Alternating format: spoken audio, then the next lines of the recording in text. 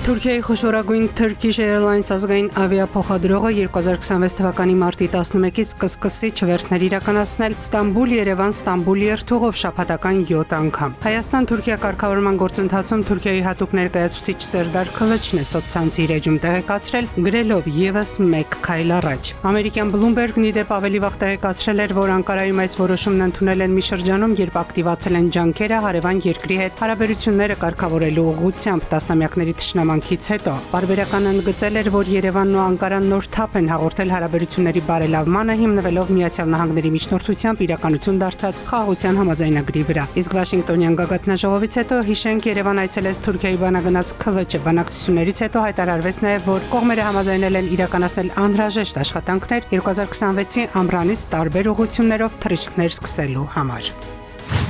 Լոնդոնից եւս հետևում են հայ եկեղեցու շուրջ ստեղծված իրավիճակին եւ հույս հայտնում արդարացի լուծման։ Հայտարարել է Մեծ Բրիտանիայի փոխարտգործնախարար Ջեննի Չեպմանը Լորդերի պալատի անդամ անգլիական եկեղեցու եպիսկոպոս Քրիստոֆեր Չեսանի հարցինի պատասխան։ Նա ասել է, թե Լոնդոնը ակնկալում է, որ Հայաստանի իշխանությունները գործողությունները կհամապատասխանեցնեն սահմանադրական եւ իրավական շրջանակներին։ Դիվանագետը նշել է, թե Մեծ Բրիտանիայի կառավարությունը շարունակում է վճռականորեն հանձնառու լինել կրոնի եւ համոզմունքի ազատության իրավունքների պաշտպանությանը ամբողջ աշխարհում։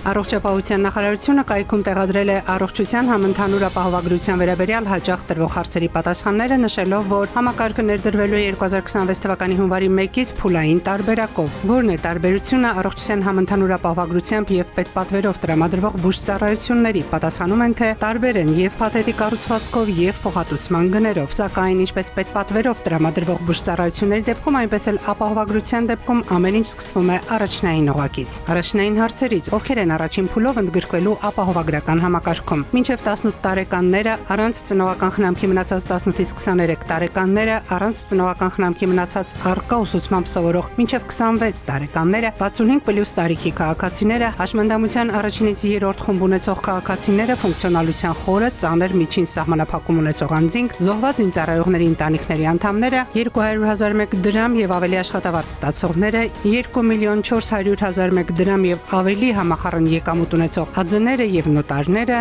եւ այլն։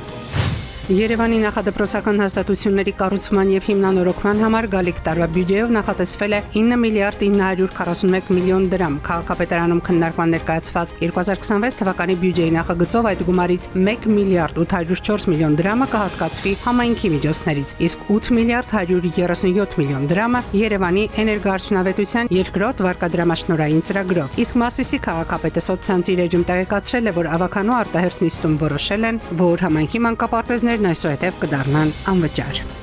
Արտարոց դեպք Երևանում 41-ամյա մի տղամարդ, ով Հայաստանում հայտնի պաշտոնյա է, իրավապահներին տեղեկացրել է, որ նոյեմբերի 1-ից 2-ը ժամանակահատվածում իր անվամբ բանկային քարտից Երևանում գործող բանկոմատներից մեկից մաս-մաս կանխիկացվել է խոշոր չափի գումար։ Ֆոտոլրագրող Շամշյանը փոխանցում է, որ ոստիկանները պարզել են, որ գումարը գողացել է այս պաշտոնյայի 40-ամյա կինը։ Նրան հրավիրել են ոստիկանություն, որտեղ էլ կինը խոստովանել է արարքը։ Նա ամուսնու բանկային քարտից գողացել է 4 միլիոն դրամ։